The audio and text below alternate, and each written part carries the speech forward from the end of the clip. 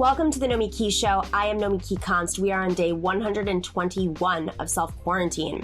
On this week's show, we have director Morgan Pakma, who directed Get Me Roger Stone, which is out on Netflix. He has a new documentary out on HBO on August 4th, depicting the corruption in Congress. It's called The Swamp. Next, we have Robert Greenwald, who is the founder and director at Brave New Films. He has a documentary out depicting the Pentagon's budgetary waste and where all that money could be going and how it could be helping folks across America right now who are suffering with the effects of COVID, improving our healthcare system, and supporting Bernie Sanders' new proposal to reduce Pentagon spending by 10%.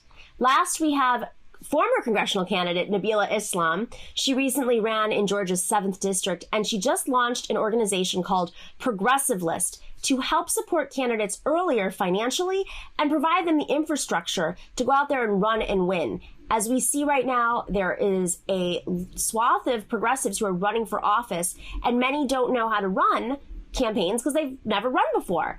And we as a movement are trying our best to build that infrastructure up so that more candidates have more support from the get-go so that they can truly compete and win. Whether it's with one of those massive coalitions or not, we need to be electing more progressives more regularly, defeating more of the establishment to truly impact changes that we need in Congress, whether it's supporting Medicare for all, the Green New Deal, dealing with our climate crisis, or reducing Pentagon spending. It's a great show. I look forward to hearing what you have to say about it. If you have ideas for guests or segments, please reach out to us at Nomiki at thenomikishow.com.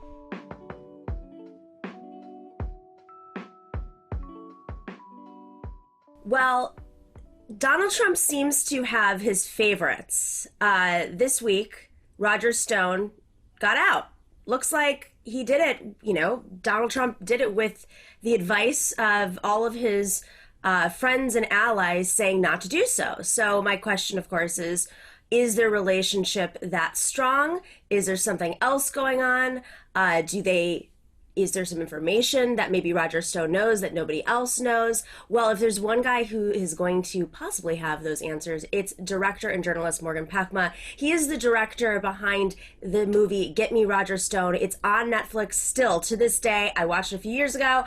I saw a premiere of it. I was at the opening party. There's a famous picture that a journalist took of me yelling at Roger Stone at that party that has made the rounds. Morgan, old friend of mine from New York, you worked on this movie for years before anybody realized how dangerous, at least the mainstream press, the national press, realized how dangerous Roger Stone is. That's right, Nomi. Did you know? I knew how dangerous he was. I didn't know how dangerous he would become.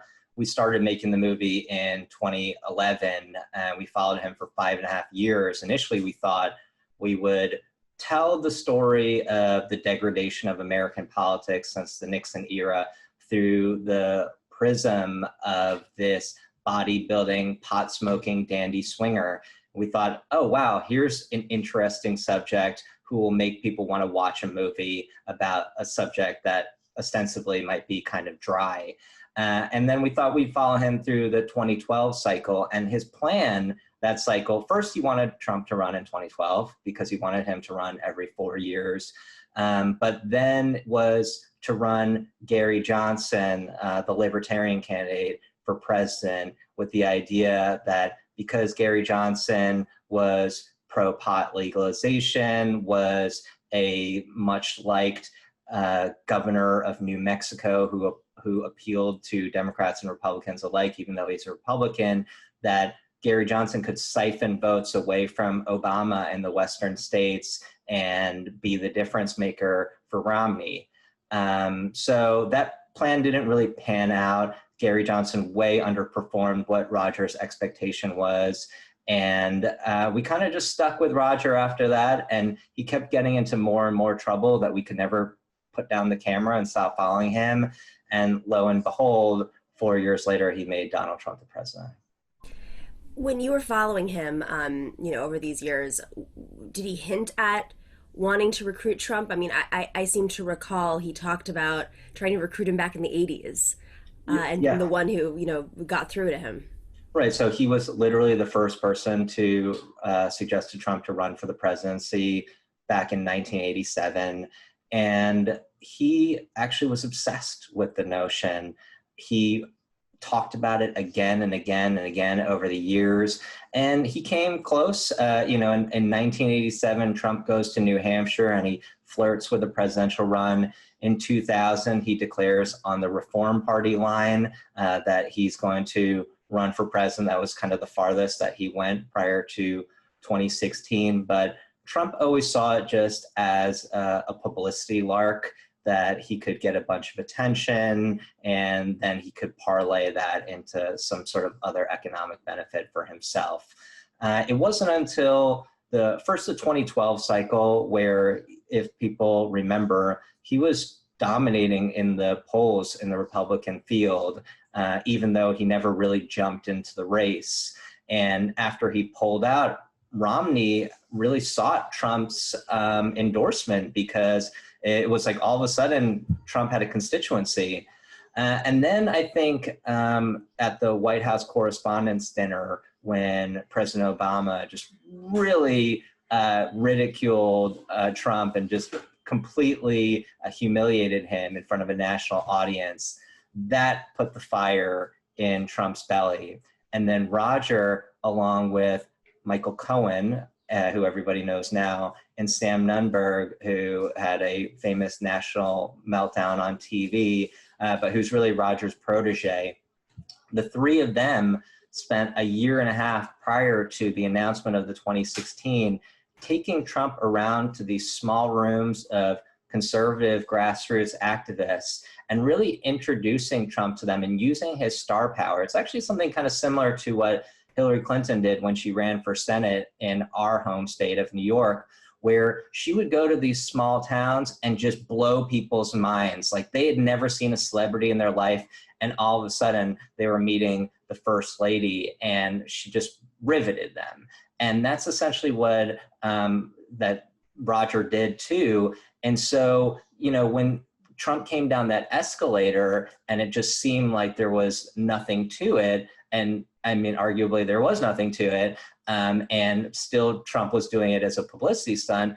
Actually, Roger Stone had built the foundation of the base that we now understand propelled Trump to the White House.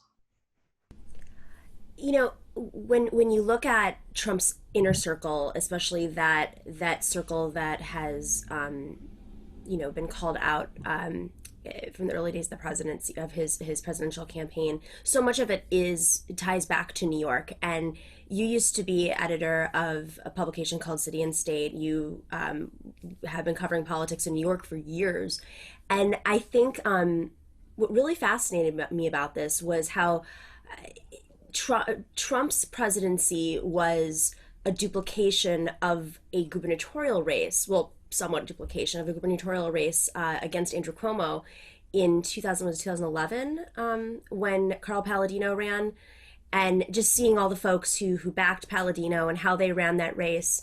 Can you explain a little bit about that? Because I think this is something that's kind of lost in the news a lot, is just how much New York politics played out on the national scene. Yeah, that's absolutely right. So, I mean, Carl Palladino, for folks who don't know, who is your fellow Buffalonian, Nomi. Don't remind me.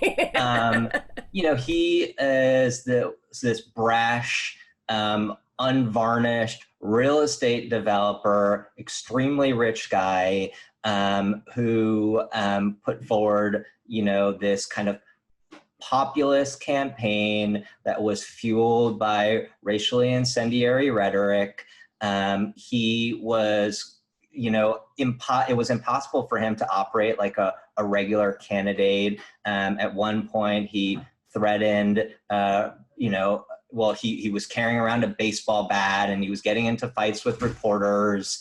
And he won the Republican nomination for governor, and his campaign manager was Michael Caputo, who is another Roger Stone protege, who is actually now he's kind of like the shadow head of HHS, which is leading the response of the national government to coronavirus. And just this week said that, they want to take all the data from the hospitals about fatalities related to coronavirus before it was just put out to the public, which why would they want to do that? But even behind Michael Caputo, and Michael Caputo is a very smart political operative in his own right, Roger Stone was deeply involved in that campaign as kind of the other campaign manager, while Roger Stone was also running another candidate for governor, the former, she's known as the Manhattan Madam, Kristen Davis, who rocketed to fame by saying that she was one of the madams who provided prostitutes to our former governor, Eliot Spitzer. So Roger had multiple hands in this really crazy race for governor in 2013. But the difference between what we learned, the national stage and New York, was that there was less tolerance ultimately for a candidate like Carl Palladino than there was for Donald Trump. And now Carl Palladino is not as slick and doesn't have this really preternatural understanding of the media and how to get publicity the way that Donald Trump does. I mean, Donald Trump is really a genius when it comes to knowing how to just sponge onto publicity, how to have the Svengali type effect on the media. But that was the trial run.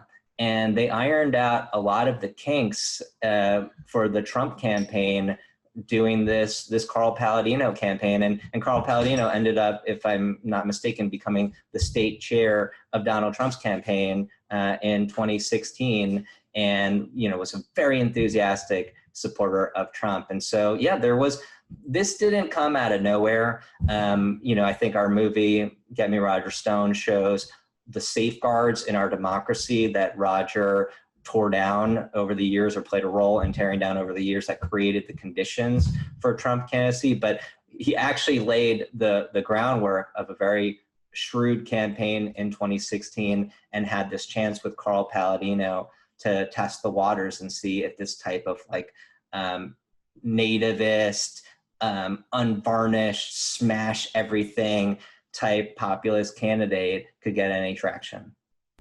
You mentioned over the years he was tearing down safeguards of democracy. Of course, he famously, when he was very young, worked for Richard Nixon. But I remember the late Wayne Barrett saying one time, I know Roger Stone I first met Roger Stone when he was carrying Attorney Roy Cohn's briefcases. And Roger Stone went crazy, just totally crazy online when he heard Wayne Barrett say that, and started blocking people and attacking them. And he's obviously not online anymore, but that was how he started. Now, Roy Cohn, Cohn was of course the bombastic attorney that worked for Nixon, and was a big part of the Red Scare as well, and the blacklist. But let's talk a little bit about some of the stuff that Roger Stone has done over the years to kind of get him to this point of questionable, what are his intentions, who is he working with, clearly with a disrespect of any of our democratic values. Yes, so as you said, actually Wayne Barrett in our film says that we asked him, what does it say about Roger that his two heroes are Richard Nixon and Roy Cohn? And he says, it means that you're evil before you start. And Roy Cohn was who introduced Roger to Trump. He saw these kindred spirits that would be able to help each other in their designs. Roy Cohn, perhaps even before Roger, saw the potential that Trump had as a national figure probably because of his understanding of how to command the media's attention. And as the media and us as a country have become more superficial, that ability has only risen in value. And so, Roger is the youngest person called before the Watergate grand jury when he's all of 19 for his work on CREEP, the committee to reelect the president in 1972 with Richard Nixon. He goes on to form the first super PAC in the wake of the Buckley v. Valeo 1976 Supreme Court decision, which is really the one that let the floodgates, unlimited money come into our system. He plays a pivotal role in electing Ronald Reagan in 1980. And then he forms this firm, Black, Manafort, and Stone, together with Lee Atwater, which is the first lobbying company that breaks this unwritten rule on K Street that it's distasteful to elect somebody and then turn around and lobby them. They thought that that was naive, and they thought, why not cash in on that? And they became pretty much the biggest shop on K Street because of this extraordinary amount of money that they brought in lobbying the Reagan administration. But they also went abroad, and they found essentially like a who's who of third world dictators to represent their interests in Washington. And they were dubbed the torturers lobby because of so many of these murderous third world dictators that they represented, really without any type of moral qualms. So, Roger, when I talk about breaking down the safeguards of our democracy over time, if you think about the consultant lobbyist complex that's been so toxic to Washington, D.C., and really flip the balance between our elected officials being in charge instead of the special interest being in charge, which is really the case today. And then the unlimited money that came into the campaigns, the dark money. In 1980, this organization, this Nick PAC that Roger was so, was one of the co-founders of, wiped out a lot of the liberal lions of the Senate, who had been such an important part of the institution and moving forward the country along a liberal vision. And they get swamped with all this dark money, and they didn't see it coming, because that was something that had never happened before in our country, that you could just be attacked without any type of recourse, and you don't know where that money is coming from. So, Roger, just step by step, in 2000, Roger plays a key role in shutting down the recount between Bush and Gore at the behest of James Baker, who was leading the effort to shut down the recount for George W. Bush. So, Roger is like this Zelig type figure who appears again and again in our politics, really tearing it down for the worse. So interesting. I never really thought about the effects that his role had in 1980 with the Super PAC or PAC. If he hadn't targeted those lines in the Senate, we may not have. Well, I'm sure it would have evolved in some way. The Democratic Leadership Council, the New Democrats who pushed out all the unions from the DNC and started bringing in big money in effort to compete with Republicans, because they were so scared. They were so scared of all the money being thrown at them. I mean, at least that's how they justified it. I'm sure they would have found the money some other way. The thing is, it's this arms race. And so no side ever pulls back an overreach of power. So when George W. Bush starts using executive orders like no president in history, Barack Obama takes that tool and uses it and creates the opportunity for Donald Trump to use it even worse. When Newt Gingrich tears down, all these, basically aggregates all the power of the speakership in himself and marginalizes the rank and file and basically tells all the special interests that the Republicans are open for business. When Democrats become the speaker, they don't change the rules of the game. They're like, oh, now I have more power. I'm going to hold on to that power. And so nobody ever dials back the degradation of our politics. They think, oh, now these are the tools that I have at my disposal, and I might as well maximize them for myself because the other side did it. And nobody thinks about how that affects the American public. They only think about how it affects their own interests. Absolutely. Which is a great segue, because you are now about to premiere a new show, right? A new Documentary film film. on HBO that debuts on August 4th. Yes. So, okay, so this is fascinating because I've always been told that corruption doesn't sell. It just never made sense to me that stories of corruption and like how the sausage is made never sells in Hollywood because it's too focused on campaign finance. It's confusing for folks. But it seems like you've really been able to tell this story of what is holding up our democracy or breaking down our democracy in a really fascinating way. How'd you do it? Well, I have definitely encountered, I've spent 2 tours as a executive director of good government groups. And it's exactly as you say, the media says, oh, good government, that's not a sexy issue. Show us something about people getting arrested. That may be the shiny object, but for the most part, people don't care about corruption. Well, I think that's false. The whole idea of drain the swamp is what was so animating for so many people in the Trump campaign.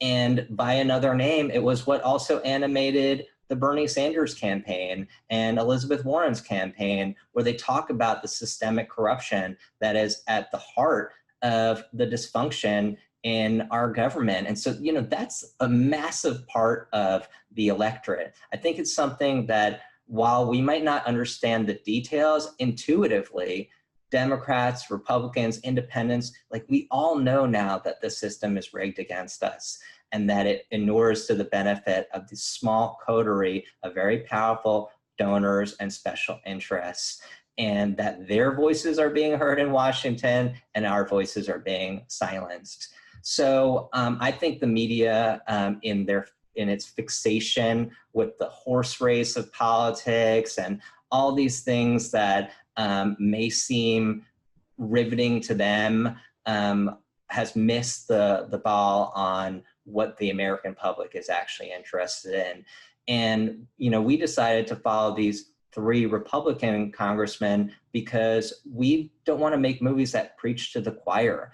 One of the things that I feel so pleased about with Get Me Roger Stone is that we could get good reviews from The Guardian and The Atlantic and also from National Review, that we could make a movie that when I see on Twitter Republicans engaging with the movie, I mean, what is the point of just making a movie for people who think like you do if you're talking about these key issues of our politics? So we thought, if we tell the story of corruption in Congress through the lens of these Republican congressmen, perhaps Republicans will listen to it. And then what is so fascinating is when you hear these Republicans talking about the corruption, you're like, wow, like I find so much of what you think and say so abhorrent, and yet we agree on these points. And as Larry Lessig says in our movie, who's just one of the great thinkers around rooting out corruption in our politics, we can't do anything until we address corruption. So yes, okay, the Democrats are less corrupt than the Republicans, but if the Republicans are in the pocket of the military industrial complex and the Democrats are just halfway in that pocket, then we have perpetual war. If the Republicans are in the pocket of the insurance companies and big pharma and the Democrats are just halfway in that pocket, we never have a public option. We never have Medicare for all. So we will never get the outcome and these major issues that are so critical. When the Democrats in the first 2 years of the Obama administration, there was a bit of a gap because it took a long time for Al Franken to actually get seated. The Democrats control both houses of Congress. They have a supermajority in the Senate, and they control the White House. Did we pass climate change legislation at that time, even then we knew that this was an existential threat to the earth? No. The Democrats didn't pass this raft of progressive legislation that we want to see. And yet, part of the whole game between the two parties is this professional wrestling match that, oh, if only you put the Democrats in charge, you would get this wish list of everything that you want to see to root out the inequities and the injustices in our society. But what happens is, as soon as the Democrats come into power, their number one focus by virtue of the system is that they have to raise money to hold on to their power. And so when re-election is the ultimate goal, all the things that we elect them to do, all the policy objectives we have get put on the back burner. And the way that you get all that money is by kowtowing and cozying up to the special interests. And so until we get this money out of politics, until we change the systemic corruption that's at the heart of our system, we can never achieve all these policy objectives that are so vital for our nation. And so we thought with this movie, The Swamp, that we need to bring together Americans across the political spectrum. Even if we don't agree on anything else, we all agree that the system is corrupt. And let's get that out of the way, and then we can, battle over everything else. How were you able to get these Congress members to speak, to pull back the curtain? I mean, I think that's what's so revealing in these moments, just from the clip itself, is there is a veil of protection around members and in Congress. And it's like, even journalists who, they talk about access journalism. That's a thing for a reason. I mean, these journalists have to build relationships with members and staff members and institutions surrounding Congress so that they can get little pieces of the story. But so much of the story is in your documentary. How were you able to accomplish that? That's such a good point, Nomi, about how when you're covering a beat day to day, you kind of evolve this incestuous relationships with your subject matter. It's like, I think maybe for a lot of people to understand, it's like when you're covering a sports team and you're traveling with the team all the time, like, are you really going to write the story that just smacks a player over the head and then go back into the clubhouse the next day like nothing happened? It becomes a very problematic dynamic just by virtue of the way we interact with each other as humans, that it's almost like this embarrassment about doing it. So we were fortunate that for us, this is essentially a one-off. Like, after this movie comes out, like, I have no intention of covering Congress again. I'm fine not going back to Congress like in my lifetime. So I didn't have to honor any of that type of ongoing relationship. But we were shocked that the members gave us this degree of access, because these are members who are essentially in districts where they can't lose because of gerrymandering. Maybe they can be primaried from the right, but essentially these are folks who can be in Congress as long as they want. And so what was their interest? I think at their core is that they're frustrated. And I think that if you speak candidly to members of Congress, Democrats, Republicans alike, there's two things. They're frustrated that they can't get more done because the system is so corrupt and they are so powerless, and they don't see a way out of it within the institution itself. They think that the only way out of it is for the American people to wake up to the problems and get their back. So I think that a lot of this was a cry for help. Like, hey, look at what we're dealing with. And that's a very hard thing for politicians to do, is to admit their impotency, is to admit that they're not these figures with all the answers, because most of them don't really have too many answers whatsoever because they're so strangled by the system. And so some of my favorite members of Congress, some of the people I most respect, when I've had the opportunity to speak with them candidly about Congress, they are above all frustrated by our broken system. And I think that was the willingness to talk about it. And so they need our help. They need us to come in and fix the broken system. And our power lies in the ability to vote them out. I think that we've seen, just like this week with Jamal Bowman and Elliot Engel, where, you had the whole Democratic establishment essentially rallying behind Eliot Engel, part of the Democratic leadership. I mean, the guy wasn't even living in his district. He was an absentee congressman who was really only known for taking selfies before selfies were a thing at the State of the Union address each year, representing one of the poorest districts in America. And yet you have the whole Democratic establishment close ranks around him because that's what they do. It's about preservation of power. And even if that power is mediocre at best, they would still rally behind him. And so, we need to put members of Congress in power who are going to refuse to play the game. One of the things that we talk about in our movie that is just so, I think, mind-blowing, it was mind-blowing for me, was that members of Congress have to pay for their committee seats. So, you get elected and you roll into Congress and you're like, I want to serve on the Judiciary Committee. And they're like, great, all you need to do is give $400,000 to the DCCC and you can sit on the Judiciary Committee. Now, if you are, want a seat on the Armed Services Committee, are you going to go to people's living rooms in your district, the grassroots activists, and be like, hey, I know you just elected me, but I need $400,000 so I can serve on the Armed Services Committee? And people are like, what?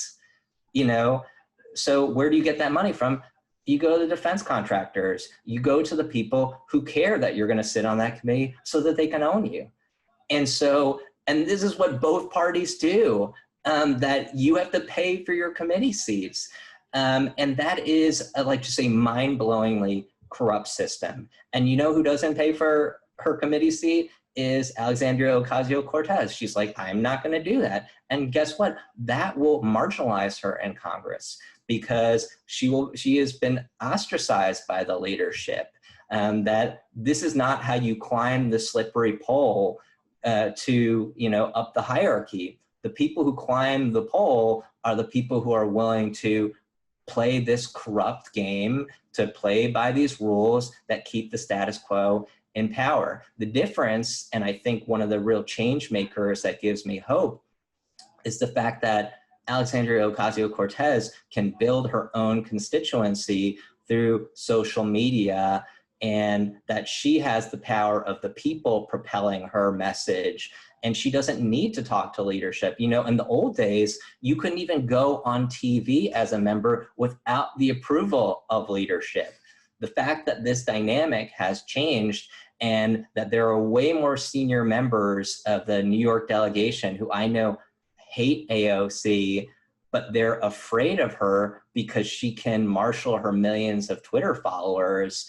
That gives me hope that the dynamic can change. And the new folks who come into Congress need to be just as candid with the voters and say, wow, I just came into the system. I had no idea how corrupt it was. And you know what? We need to push back. And once leadership feels that they can lose their seat at the table, that they can lose their power, if they don't reform the system, that's when we're going to start getting the policy objectives that we want to see as progressives in this country. It's so interesting you say that. I remember in 2016, I was on the Bernie campaign. I was a surrogate, and it was crazy because, as you know, I was doing cable news before Bernie, and suddenly I just took a side in the presidential race, and everybody on cable news, all the panels, all the people I knew for years, Democrats, were ostracizing me. I mean, they would speak to me in a way, they were like, you're absolutely nuts. You understand what you're doing is you're basically eliminating any sort of path you have in politics and media, which is why I have the show, by supporting Bernie Sanders. And then I was like, there's something here I need to understand. Remember, this is very early before we were able to articulate this all. And what I learned was they were so angry. I was like, why are they so angry at Bernie? There are a lot of people in this race. Martin O'Malley was in the race at the time. I was like, why are they so angry at Bernie? And what I realized was it was because Bernie wasn't fundraising for the Senate Dems. he was an independent technically, and part of the reason why, you know how they kept saying, well, he's not a Democrat, he's not a Democrat. Well, clearly he was caucusing with the Democrats, but he didn't want to fundraise for them. He didn't want to have to pay to play to get into the right positions, and they had so much anger. Other members had so much anger because they had to go out there, run around the country, raise the money, which, by the way, Bernie still did, but to get their positions and their roles. And suddenly he catapulted with millions and millions of followers, and basically, you know, jumped above them without having to do the same work. And that's the sense of frustration I realized was happening with all of these Democrats who supposedly knew Bernie for years and worked with him in Congress. That's so right, Nomi. I mean, the whole power structure in Congress is essentially built around how much money you raise, right? So you're the speaker because essentially you raise the most money. You know, you're raising $80 million a cycle, and then you're putting all that money into the campaigns of your members, and you're buying their loyalty. And because you also control the, you know, either the DCCC money or the RCCC, RNCC money, that if you don't play the game, then they deny you the resources of the party, or they come after you by funding your primary challenger, right? So there's the carrot and the stick approach. And what people understand is, look, if you raise millions of dollars and you're in a safe district and you kick it over to the DCCC, so like, where does that money go? A good portion of that money goes to defending the Democrats who are in these borderline districts, the few battleground districts in this country. But usually those are the candidates or the members of Congress that folks like on the progressive left are hoping will leave Congress and be replaced, right? So, you know, when they were the blue dog Democrats, the guys who were fighting for their lives, it was actually the progressive Democrats who were raising all this money in New York and California, putting it into this big pool. They weren't seeing the benefits of this money. It was going to these folks who held these views that were way more centrist. And so because people don't know that, like, this is the whole inside game that's going on, they don't realize that there's earnestness to give money to somebody who shares their values is actually being funneled to people who are anathema to the results that they want to see in Congress. And both parties engage in this very same system. You know, Paul Ryan, when he kind of rejiggered the fundraising to really replicate this model, he was like, look how good Nancy Pelosi's doing this. We got to do the same thing. So the two parties are learning from each other how they can use power to sustain their power. And, I mean, the principal goal of members of Congress is to get reelected. And their second goal is to move up the power structure. And policy comes afterwards. And it's not that those things are necessarily at odds, because and you know this so well, Nomi, so many people get into elected office and they're like, I kind of got to do this little bit of selling out because I need to have power, because I need to accomplish my policy objectives. And this becomes this slippery slope where you're like, I'm going to do more and more of playing by this corrupt game because I want to achieve these objectives. And guess what? Like, you get really far down the road in that corrupt game and you never achieve your policy objectives, because the corrupt game in itself is what makes it impossible for you to accomplish your policy objectives. So, you know, this is that kind of catch-22 that we have in the system.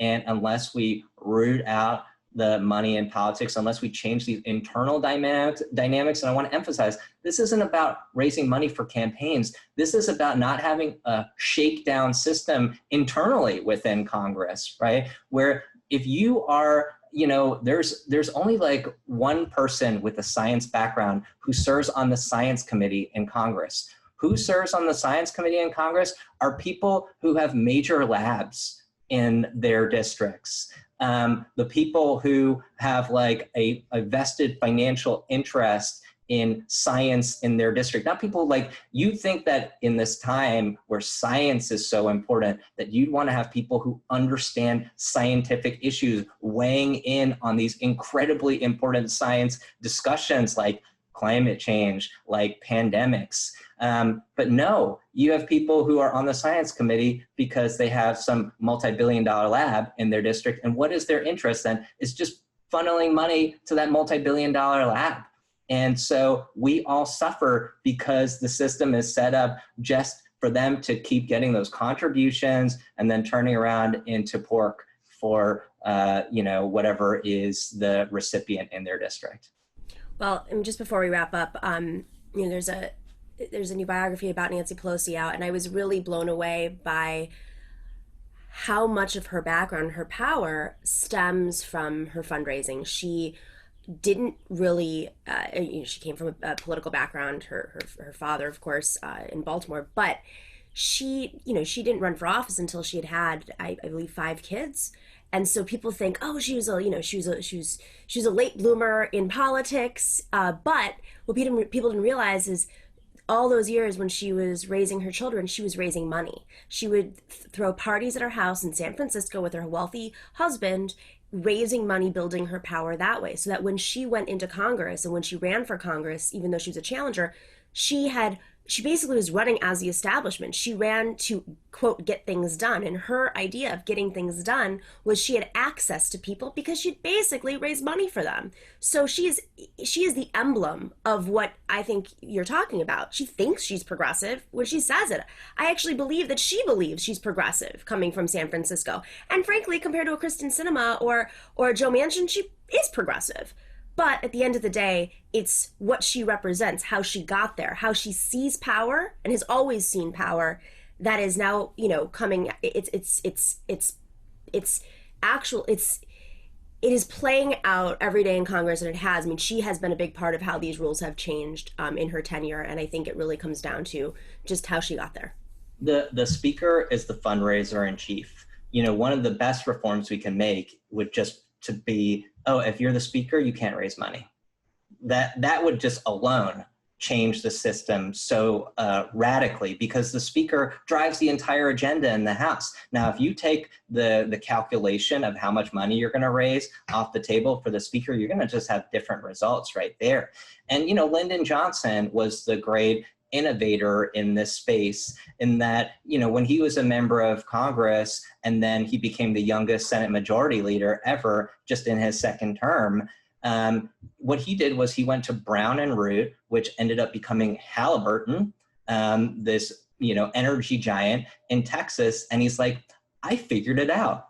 If you give me all this money and then I turn around and just give contributions to all of my fellow members of Congress, you can own them and I can own them, and then we'll all be happy. And I will have this power that will be at your disposal and we can control the country. And that worked like a charm.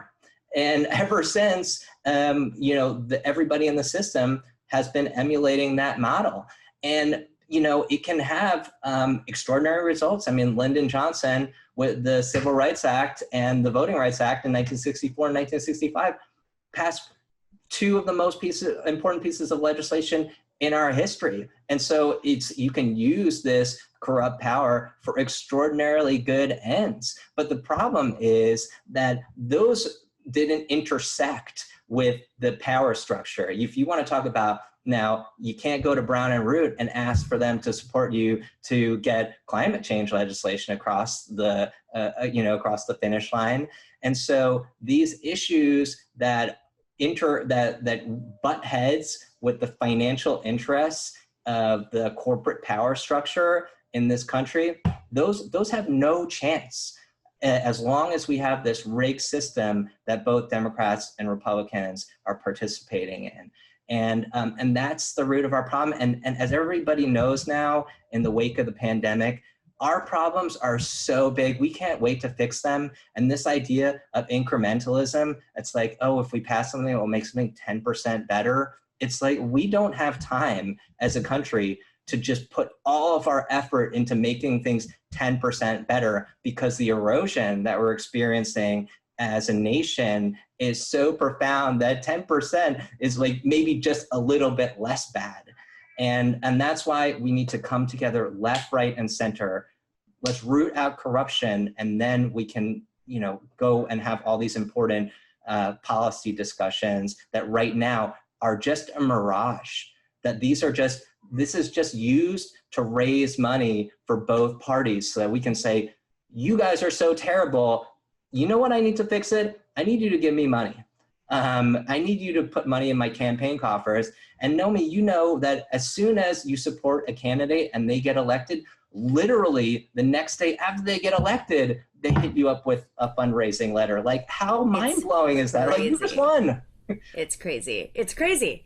I mean, even progressives, and it's good because the progressives are spreading the resources out to help other progressives, especially in tighter districts. But oh my goodness, you get phone calls. I mean, they'll call you the next day. Help us raise the money to close, to pay for our legal bills. Well, I just looked at your account and you have like $4 million. What do you need they'll come up with any reason. And as was clipped in the trailer, hate is a great tool to fundraise, hating the other side. There's a lot of money to be made in going up against Trump right now. And who else said that is Roger Stone. He says in Get Me Roger Stone, hate is a more powerful motivator than love. Both parties understand that getting us to hate each other is the way for us to back our party. It's not about propelling us to do something good. It's about propelling us to put money into their coffers so they can perpetuate the same corrupt system. And I think that's ultimately what the Democrats understood about the primary too, is that when they didn't have one person for Bernie Sanders to run against, it was harder to unify and get that message out about the Democrats not being all that they profess they are. Morgan, super interesting. Always a great conversation. I would love to have you back on once people are chiming in about the documentary. It appears on HBO on August 4th. Is that correct? That's right. Check it out. Morgan Pakma, Get Me Roger Stone, The Swamp. I can't wait to see what's next. I'm sure you're never going to run out of content. Can you cover the media next? Oh, man. I'm just going to put in requests. Morgan, go do this. Go do this. Really appreciate you. Thank you, Nomi.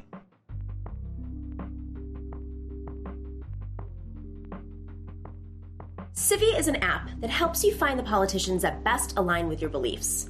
Whether quarantining at home alone or with family, it's as if it were the holidays. Gone are the days of no politics at the dinner table. We talk about our positions and express our support of politicians that we believe support our ideals. But in truth, how can we be sure that they actually do? There is a lot of noise out there. And recently, it feels like our assumptions about the world are being challenged every day. Civvy is an app here to help you navigate the world of information around you, to help you better grow, develop, and understand your political leanings and where you fit in today's political landscape. Their algorithm fills the content based on your stances, shows you leaders who actually match your values, and independent media to help keep you informed. The more you use it, the better it grows. Find Civvy on iTunes today. It was pretty revealing to see how much of our budget is spent, a defense budget is spent on things like marching bands, and how little is spent on, building the infrastructure that would support everyday Americans right now who are suffering from the consequences of a weak healthcare system during a pandemic. We have the founder and director of this film, the founder of Brave New Films, Robert Greenwald. Thank you so much for joining us and for doing this film. What inspired you to come out with this film right now? I've been concerned about war issues, national security issues for many years. In fact, I went to Afghanistan during the war there. I went to Pakistan around the issues of drones. So the national security component has always been of concern to me for many years. So whenever there's an opportunity to reach people and to motivate and activate them, I try to take advantage of that in the best sense of the word. Right now, there's an opportunity, as tragic as COVID is, and not to in any way minimize it, people are aware of where our dollars are going, what our priorities are. in a way they've never been before. And for the first time, it does open up a larger group of people who care and say, wait a minute, why are we spending zillions of dollars on the Pentagon and nurses are writing out their last wills and testament? It doesn't fundamentally make sense. So we chose to do it now. We were fortunate enough to coincide with Senator Sanders' vote, which is going to be next week, on his amendment to reduce the budget by 10%. He participated. He's in the video, as you saw, and Senator Warren. So the timing seemed right. And it's a tool to give people to say, send it around, call your senators, raise hell. We're probably not going to win this vote, but let's get as many people as we can sending a signal that enough of this waste is enough.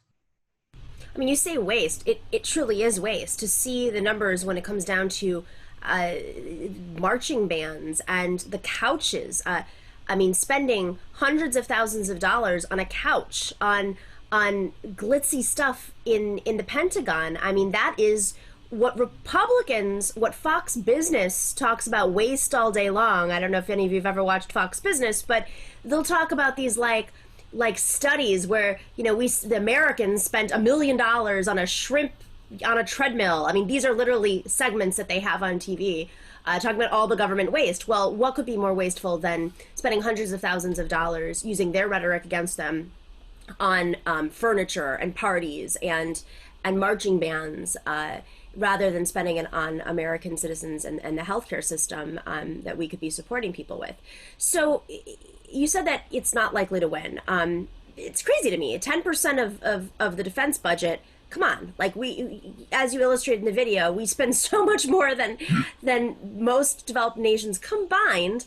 So why can't we just let go of 10%? Why won't this get through when we have a Congress that is Democratic and there's just a lot of opposition, and there are libertarians in the Senate too, by the way. Yes, well, the Pentagon has done an absolutely brilliant job in terms of buying off as many people as possible. How have they done that?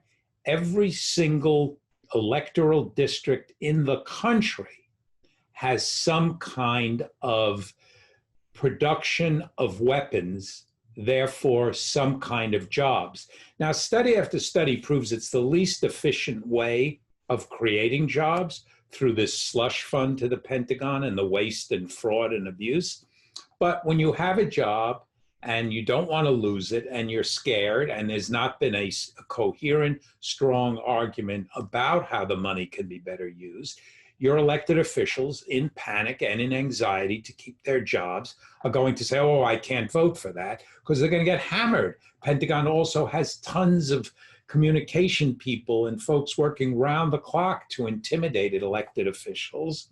And then on top of that, you also do have, among some, although I believe it's significantly smaller, an ideological commitment to the way to solve our problems are military solutions. Now, the last years, war after war, we've seen it does nothing to make us safer other than put money in the hands and pockets of contractors and military greedy folks.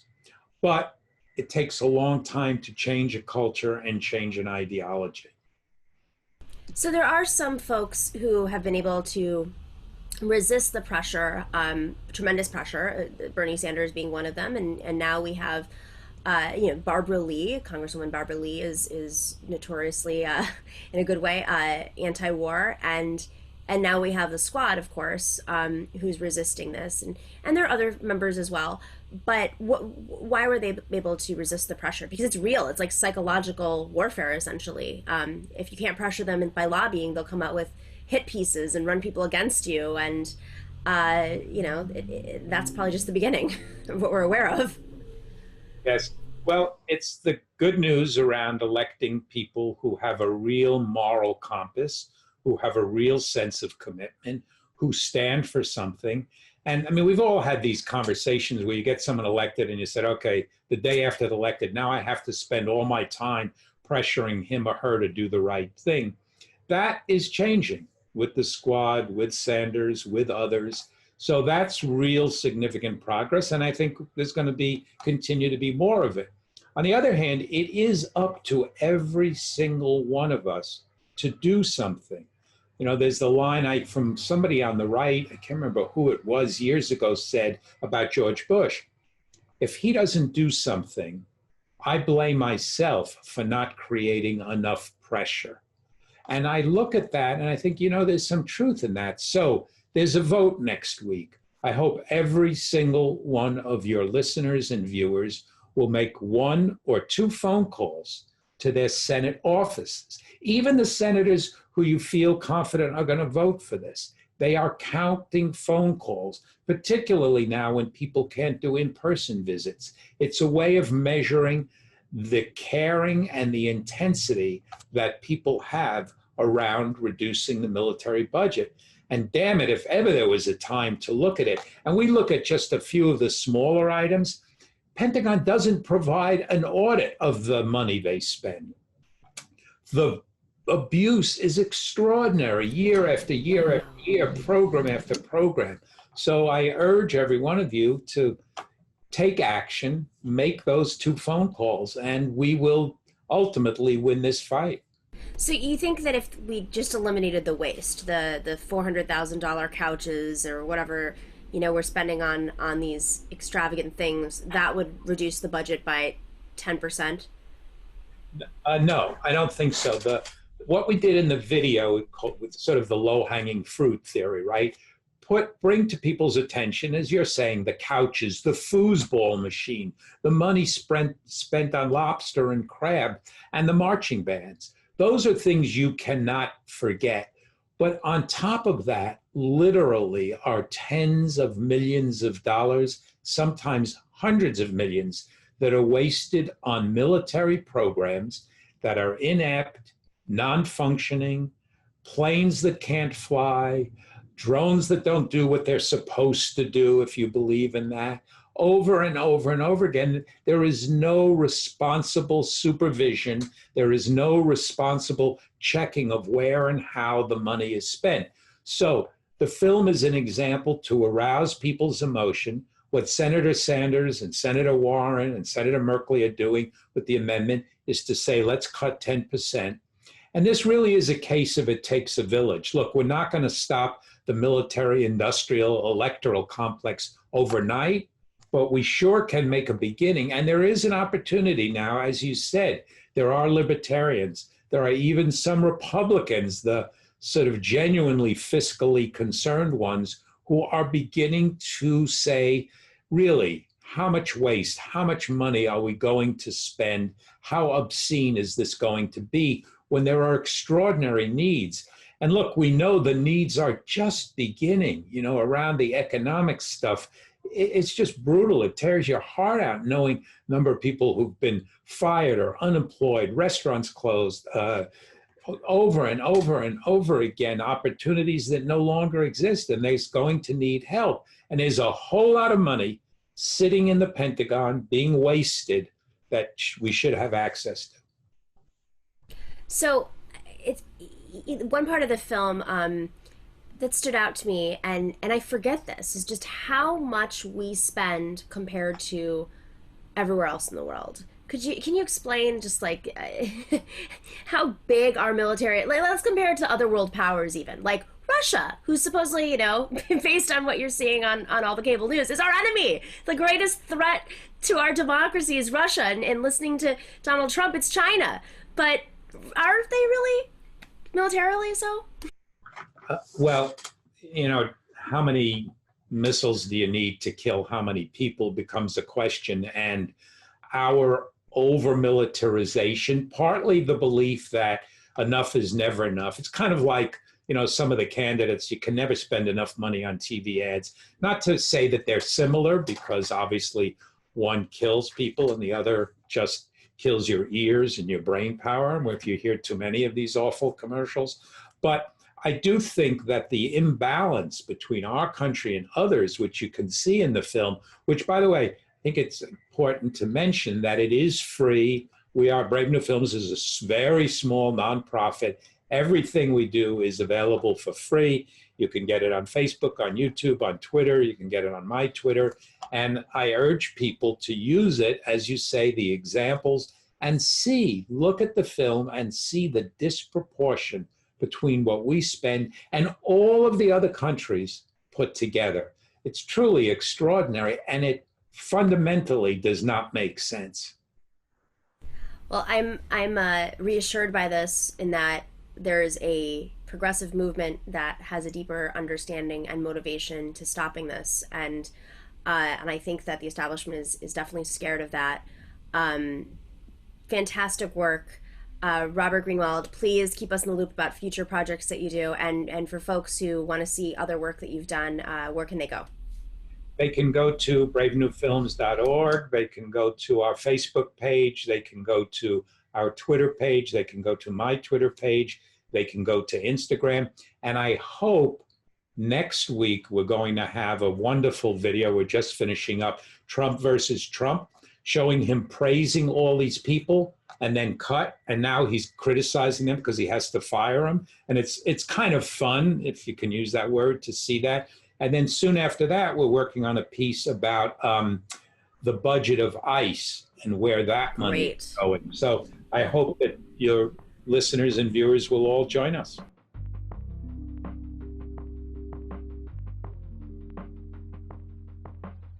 Thanks for watching and listening to The Nomiki Show. But remember to click like and subscribe on YouTube, and please share on social media. If you're not already a patron, please join us for as low as $5 a month on patreon.com/The Nomiki Show for early and special content. That investment makes a huge difference. We are not corporate media raking in the dough. It's really you guys that are keeping us going. So please consider being a patron. And to our current patrons, thank you so much. We are incredibly grateful to you. We also now have swag, so check us out on thenomikishow.com to get your mugs, your totes, and your stickers.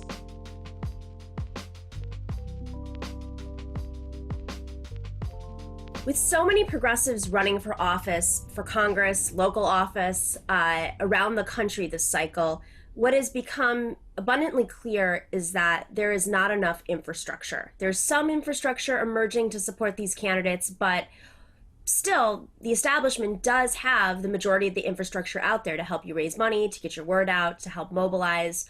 So progressives are organizing fast, learning their lessons quickly from these races, training and building the structures to help candidates out.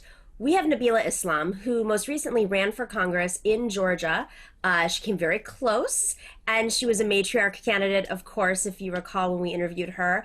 And she has just launched a new project to help support progressives. It's called Progressives List. Progressive List, I should say. Nabila, thanks for joining us. Tell us a little bit about what this project is, because you just finished up your own election. I did, about a month ago. I ran for Congress in Georgia's 7th Congressional District, was about less than 4 points away from making it into a runoff. And I was thinking about, after my election, what I wanted to do next to help grow progressive power. And one of the things that I didn't have on my own campaign was early organizational support, early support that showed me how to build infrastructure, early dollars. And so the Progressive List is going to help candidates from day one. Actually, even before then, we're going to help recruit candidates, find them, help them build up a professional campaign so that when they launch, that they're clean, they have a campaign manager, they have a finance director, and that they can take on their competitors and not have to. What we've seen is kind of wade through several months trying to figure out how to run a campaign, and then at the end catch fire, but by then the stage has already been set and it's too late. And so the Progressive List is going to do three things. It's emphasis on money. It's a PAC. So we're going to be able to give candidates money, help them, teach them how to raise money. So how to run a professional call time program. Yeah. We're also going to, as I mentioned, help them build a professional infrastructure, campaign manager, call time manager, finance director. Like, these are some of the things that you need that's necessary on a campaign in order to be successful. And then lastly, we're building a progressive donor table of folks from all over the country that want to help build progressive power, and bringing them in one place and also work with multiple other organizations so that we can have a force multiplier effect and help our candidates cross the finish line. So when you say the stage has been set, for those folks who haven't run for office, who haven't worked on campaigns, or maybe they have and they just weren't familiar with it because this is a new situation, having so many candidates running at once that are progressives. When you say the stage is set, like say, you got some key endorsements in the end of your race. There were several matriarch candidates who also had very big name endorsements, Bernie, AOC, Elizabeth Warren, come in and endorse, in the last few months or weeks of the campaigns, and saw a flood of money come in, which is amazing, right? Like that they're getting this money. But when you say it can be too late, can you? Charles Booker's a great example. He caught fire at the end. What does it mean to get that money a little bit earlier? Like what does it come down to? What makes the difference? Absolutely. So talking about my own race, I raised about $750,000, right? And a lot of my momentum of like those dollars just gushing in, coming through to help our campaign came towards a month before my election.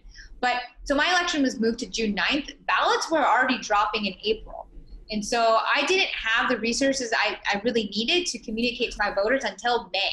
And so now there's a huge amount of people that I haven't been able to communicate to because let's say I didn't have that $10K for a mail piece. I didn't have that money to do my digital program earlier on and I had to wait. And so I think that's something that also affected Charles Booker, where, he did smashing on election day, but when those absentee ballots came in, he didn't have the resources to communicate with the folks that were voting by mail. And so it's so important to get that money earlier on when it matters so that you can grow out your paid communications plan. Because at the end of the day, what we're doing is we're offering voters a choice, but at the same time, we have to be able to communicate who we are to these voters. Right. The burden is on us to be able to tell them that this is our message, this is who we are. And it unfortunately, it takes a lot of money. It's unfortunately is the key, because I think some progressives, when they jump in, if they've been organizers in the past, I can speak from my personal experience and just with the organization, they'll want to do field right away. They'll want to knock on doors right away. And at the end of the day, it's like, especially if you're running in a wider district, you've got to reach a lot of voters. You can only knock on so many doors with volunteers before you have to start to actually communicate to them in other ways, especially when you have the establishment able to spend millions of dollars much earlier communicating their name, their reputation over and over and over by the time you get that money. So this is awesome. Let's talk a little bit about just like the infrastructure too, because you mentioned call time. I mean, I don't know how many folks know what call time is, but can you explain like why it is important still to maybe dispel the myth about like candidates not having to fundraise? It's that candidates obviously have to fundraise to be able to pay for the paper that like volunteers hand out, or the digital ads that get, small donors to come in. But call time has been given like sort of a negative reputation recently. And I'm hearing from a lot of folks that like, no, we still have to do call times, just different types of donors. So could you explain like what call time is just in general and like why it's important?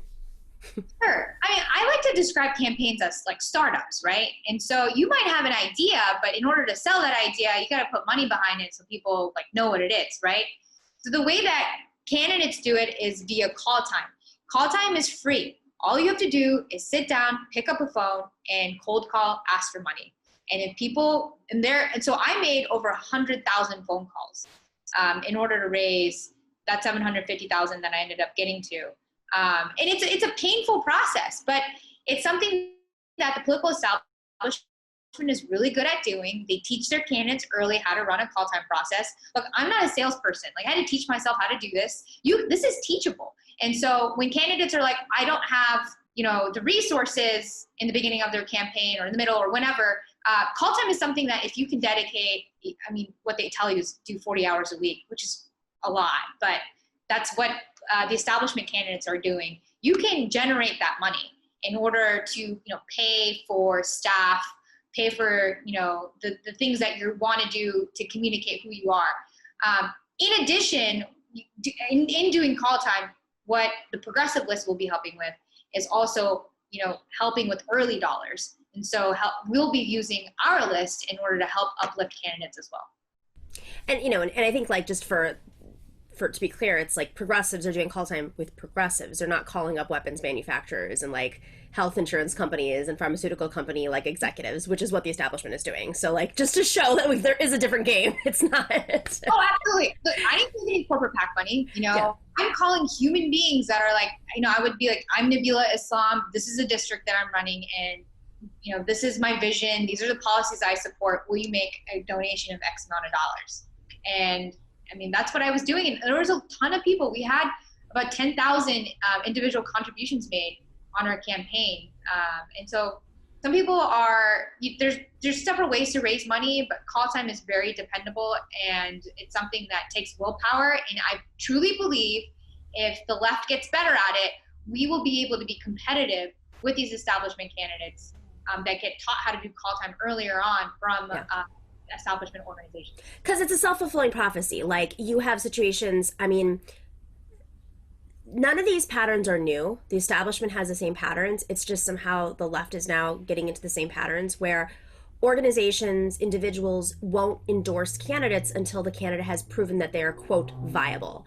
And what viability has traditionally meant is you can raise a certain amount of money. Now, of course, it's different with the left. Like you're not going to be able to raise most likely you're not going to be able to raise $250,000 on like the first 3 weeks because you're not taking corporate money. There might be some exceptions with like famous progressive leftists or people who've run before and have like strong operations. But, for the most part, these are activists who are saying, I'm fed up. I want to run for office, may not have experience doing so, may not know where to start. And then, the endorsements kind of come in after they've caught fire, after they've been able to break through, get their name out, organize on the ground, get some press, maybe a few endorsements from like DSA or something, but it takes much longer. And so the sooner you can build that operation, not because like a Bernie Sanders is saying how much money has this person raised, but Bernie Sanders wants to see you have an operational campaign to invest in. My guess is, just, using him as an example, but like my guess is they want to see that your campaign is organizing, and it's best to be able to organize if you have money to fuel the tank. Exactly. Is that fair? 100%.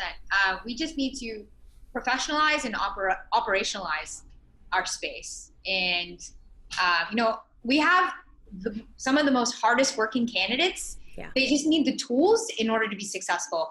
I can't tell you how many times I talk to candidates on the trail that was just like, well, I'm trying to do this and I'm trying to do that. And I have staffing experience prior to me running where I was just like, oh, well, that's easy. You should do this. You should call this person. But it's mind-boggling that a lot of our candidates are going unattended, that they don't know how to run a basic campaign. And they're willing to run a professional campaign, but they just need an organization to help them from day one to launch successfully. So that's why I'm really proud of launching the progressive list, because that's what we're going to do. We're going to really help candidates from day one before they even announce, and to make sure that, it's smooth sailing. Well, as smooth as that they can get. There's going to be some bumpy rides during your election, but that they should have the tools to succeed. Okay, so you've launched. What can people do to help you out? Yes, so you guys can, there's a couple things. Check out our website, progressivelist.org. We just launched it a day ago. Make a donation, $5, $15, $20, whatever you can. That'd be huge. Follow us on Twitter, Instagram, @progressivelist.com. We're also on Facebook. We are planning on, being able to help some candidates before November, but this is really a strategy for next cycle. And I'm really excited to see who we can help cross the finish line. Nabila, awesome. Gotta build up that infrastructure. That's how we're going to take over. All hands on deck. Many hands make light work. We know all the cliches, but it's true for a reason. So thank you for your commitment to the progressive movement and for not giving up on us. I think a lot of candidates get tired. You are just right out there, ready to go. Barely even, probably didn't take a vacation because we're all dealing with COVID. So I salute you.